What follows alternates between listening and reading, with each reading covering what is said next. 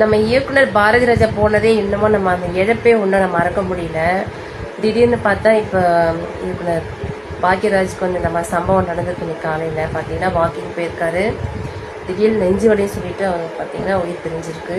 அதாவது இப்போது சாதாரணமாக நம்ம ஒரு இருமல்னா கூட ஐயோ அப்படின்னு பிடிச்சா கூட உயிர் பிரிஞ்சுதுங்க. இப்போ இருக்கிற இதில் பார்த்தீங்கன்னா உடம்பு அந்தளவுக்கு ஹெல்த்து ரொம்ப மோசமாகி போகுது.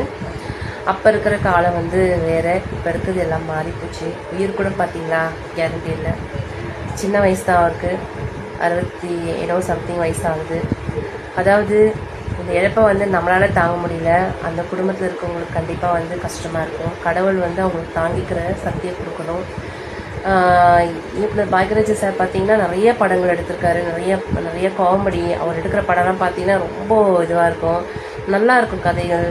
அது பார்க்க அந்த படங்கள்லாம் பார்த்தீங்கன்னா மறக்க முடியாதுங்க. நிஜமாக அவ்வளோ ஒரு இதுவாக எடுப்பார் படம்லாம். பார்த்தீங்கன்னா இந்த முந்தானி முடித்த படமே பார்த்தீங்கன்னா செம்ம ஹிட் ஆகிடுச்சு. ரீசெண்டாக கூட அது ஒரு மேடையில் பார்த்தீங்கன்னா எல்லாம் வந்து சேர்ந்து ஒரு அவார்ட் ஃபங்க்ஷன் எல்லாம் பண்ணாங்க, நல்லா இருந்துச்சு. இந்த மாதிரி இதில் பார்த்தீங்கன்னா இப்போ அவர் உயிர் பிரிஞ்சு ரொம்ப மனசு கஷ்டமாக இருக்குது. உண்மையிலே சொல்கிறேன், அந்த குடும்பம் வந்து எப்படி இதை வந்து ஏற்றுக்கொள்ள போகுது தெரியல. கடவுள் தான் வந்து அந்த குடும்பத்துக்கு ஒரு தாங்கிக்கிற ஒரு சக்தியை கொடுக்கணும். உண்மையிலே சொல்கிறேன், ரொம்ப கஷ்டமாக இருக்குங்க. அதான் நம்மளோட உயிருக்கு கேரண்டி இல்லை. ஆனால் அவர் வந்து சிரிச்சுக்கிட்டே போயிருக்காரு. உண்மையிலே அவருக்கு நல்ல சாவுதாங்க. சில பேர்லாம் வந்து வேறு மாதிரிலாம் போவோம். ஆனால் இவருக்கு பார்த்தீங்கன்னா நடந்து போயிட்டு வரும்போது நெஞ்சு வலி அப்படின்னு இருந்து தான் உயிர் பிரிஞ்சிருக்கு. நிஜமாலே சொல்கிற அவருக்கு நல்ல சாவுதாங்க. அவரோட ஆத்மா சாந்தி அடையணுங்க. அதுக்காக ப்ரேயர் பண்ணிக்கணும்.